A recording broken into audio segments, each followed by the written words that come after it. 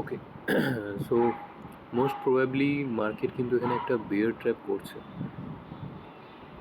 যেটা মনে হচ্ছে যে বিয়ার ট্র্যাপ বলতে যে যারা ডাউন সাইডে আছে তাদেরকে ট্র্যাপ করে মার্কেট আপ সাইডে মুভমেন্ট করবে।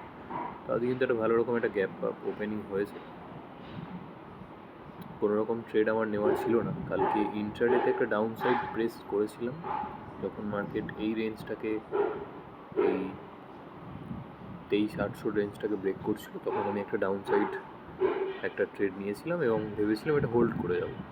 কিন্তু তারপরে যখন মার্কেট এখান থেকে একটা এই লেভেলটা আবার চলে এলো, মানে এন্ড অফ দ্য মার্কেট, তখন আমি কিন্তু দেখলাম যে আরও সমস্ত যে ইন্ডেক্সগুলো আছে, যেগুলো থেকে আমি প্যানিক কতটা আছে মার্কেটে সেটাকে ডিসাইড করি, সেগুলো থেকে বুঝতে পারলাম যে না, খুব একটা প্যানিক নেই যে মার্কেট ডাউন সাইড ওপেন হবে।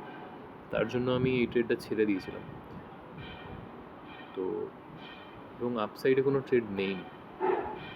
আজকে ওপেনিংয়ে কিন্তু আমি একটা এইখান থেকে যখন ব্রেকআউটটা প্লেস করছিল 23,000 ওই 24,000-এর কাছাকাছি, তখন আমি একটা আপসাইড প্ল্যান করি এবং ওটা হোল্ড করে আছি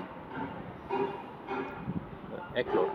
খুব একটা বেশি রিস্ক নেইনি, কারণ আমি এখনও প্রপারলি কনফার্ম নই এই ট্রেন্ডটাকে যেটা কন্টিনিউ করছে।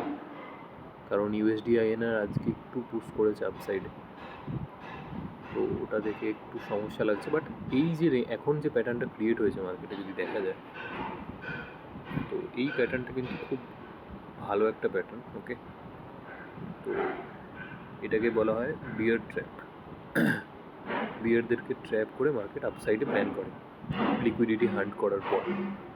তো যদি এরকম কিছুই হয়ে থাকে তাহলে আমি কিন্তু কোয়ান্টিটি একটা ইনক্রিজ করব।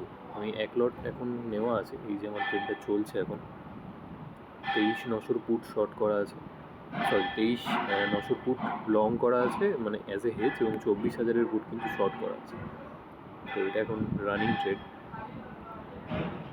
এরপর আমি একটা প্রেস করবো, মানে আরও 2 লট মেবি এখানে ইনক্রিজ করব, কারণ এটা যদি অ্যাকচুয়ালি একটা বিয়ার ট্র্যাপ হয় তো তাহলে কিন্তু মার্কেট কালকেও গ্যাপ আপ ওপেন করতে পারে। কালকেও বলতে উইকেন্ডে আর কি।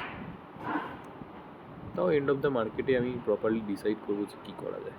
এখন এই ট্রেডটাই রানিং।